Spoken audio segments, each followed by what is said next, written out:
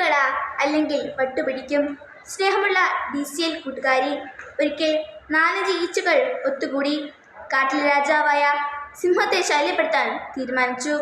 അവർ മെല്ലെ വട്ടം ചുറ്റിപ്പറന്ന് സിംഹത്തിന്റെ വാലിലെ രോമക്കൂട്ടിൽ കയറി ബഹളമുണ്ടാക്കാൻ തുടങ്ങി. സിംഹത്തിന് ദേഷ്യം വന്നു. സിംഹം വാൽ ചുഴറ്റിയും വാലുകൊണ്ട് തന്നെ പുറത്തടിച്ചും ഈച്ചകളെ ഓടിച്ചു.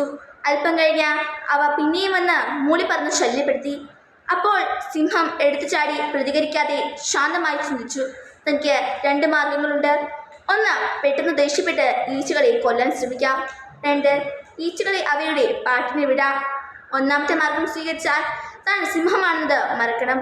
ഓരോ ഈച്ചയുടെയും പുറകെ ഓടണം, അവയെ പിടിക്കാൻ ചാടണം, വലത്തു കടിക്കാൻ ശ്രമിച്ച് വട്ടം കറങ്ങണം. ചുരുക്കത്തിൽ കാട്ടിലെ രാജാവായി താൻ നിലമറന്ന് കുളവി കുത്തിയ കുരങ്ങു പോലെ കോമാളി വേഷം കെട്ടണം, ഗോഷ്ഠികൾ കാട്ടണം. ഏതായാലും അത് വേണ്ട. അപ്പോൾ പിന്നെ മാർഗം 2, ഈച്ചകൾ വെറും ഈച്ചകളാണെന്നും താൻ കാട്ടിലെ രാജാവാണെന്നും തിരിച്ചറിഞ്ഞ് സ്വന്തം നിലയും വിലയും അനുസരിച്ച് മാത്രം പ്രതികരിക്കുക. ആലോചനയ്ക്ക് ശേഷം സിംഹം 2ാമത്തെ മാർഗം തിരഞ്ഞെടുത്തു.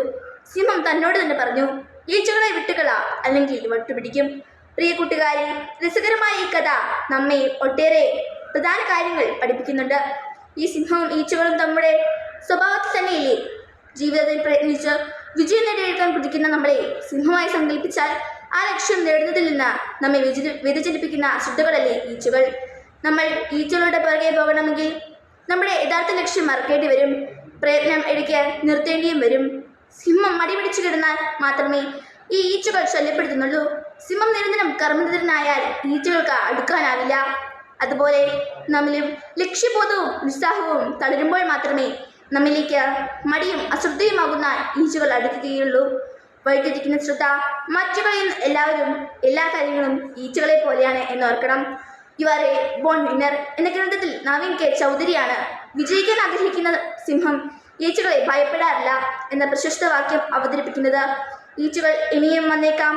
നമ്മുടെ ശ്രദ്ധയും ഏകാഗ്രതയും വഴിതിരിച്ചുവിടാൻ പഠിച്ച പണി 18ഉം പഴുത്തേക്കാം.